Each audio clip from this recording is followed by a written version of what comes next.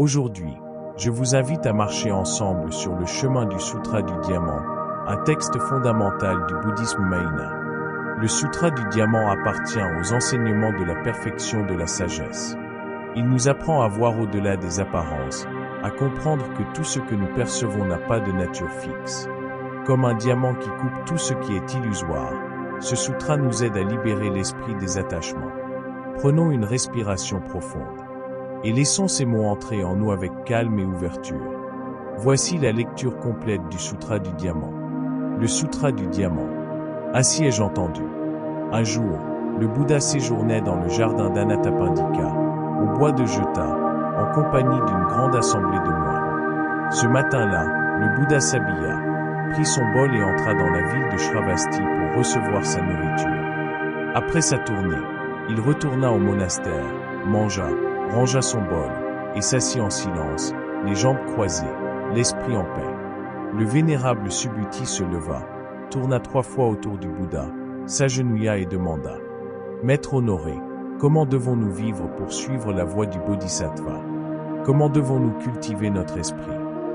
Le Bouddha répondit « Un Bodhisattva doit pratiquer la générosité sans s'attacher aux formes. Il ne doit pas s'attacher aux sons, aux odeurs, aux goûts, aux sensations, ni aux pensées. Il doit offrir sans rechercher de récompense, sans s'accrocher à l'acte ni au résultat. Il doit penser ainsi.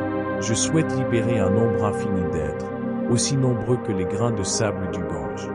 Mais en vérité, aucun être n'est libéré, car il n'existe pas de moi séparé, ni de personne distincte, ni d'âme individuelle.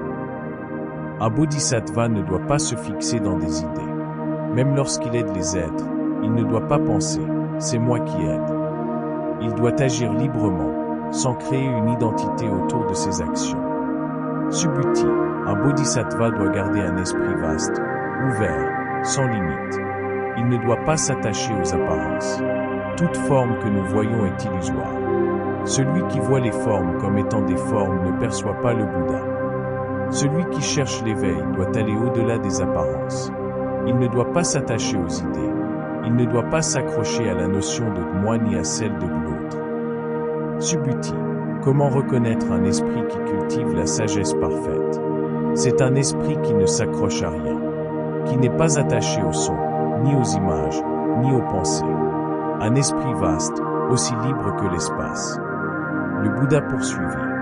Si quelqu'un offrait des montagnes de trésors pendant des milliers d'années, et qu'un autre récitait et comprenait ne serait-ce qu'une petite partie de ce sutra, le mérite de celui qui comprend ce sutra serait bien plus grand. Tout ce qui a une forme est semblable à un rêve, une illusion, une bulle, un reflet.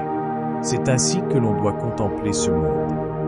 Ainsi, voyez le monde comme une étoile au matin, comme une bulle dans le courant, comme un éclair dans un ciel d'orage.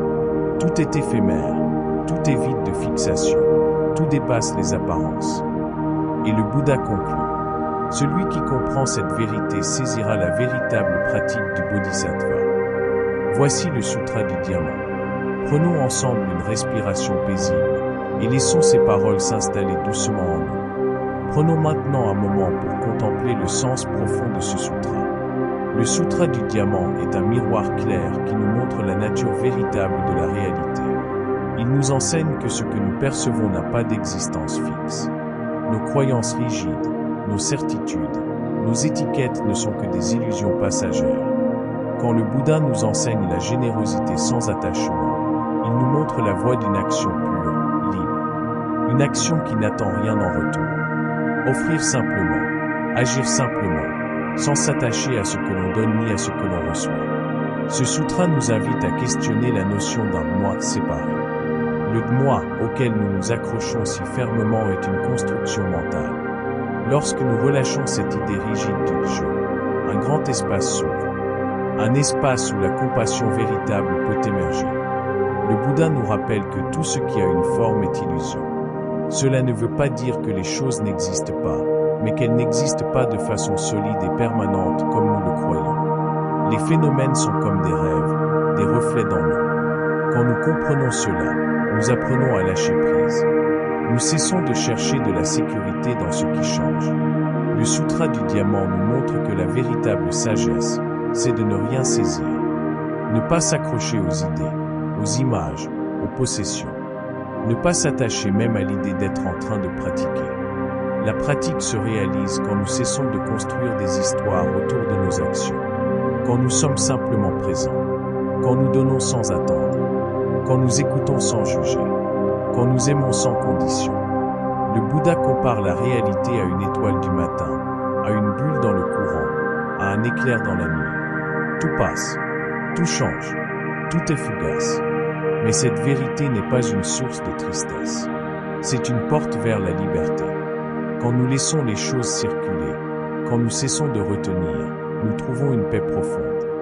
Le Sutra du Diamant nous rappelle que le plus grand mérite ne vient pas de grandes offrandes ni d'accumulations extérieures, mais de la compréhension et de l'intégration intérieure. Chaque fois que nous relâchons une attente, chaque fois que nous laissons un jugement passer, chaque fois que nous ouvrons le cœur sans peur, nous pratiquons ce sutra. Aujourd'hui, je vous invite à méditer. À quoi vous accrochez-vous? Quelle idée, quelle attente ou quelle image de vous-même êtes-vous en train de protéger? Où pouvez-vous relâcher pour marcher plus léger? Que les paroles du Sutra du Diamant vous accompagnent. Qu'elles vous aident à voir avec des yeux nouveaux, à vivre avec plus de douceur, à ouvrir la porte de la véritable liberté. Puissions-nous tous, pas à pas, pratiquer la générosité sans attachement, la présence sans effort et la compassion sans frontières. Ainsi soit-il.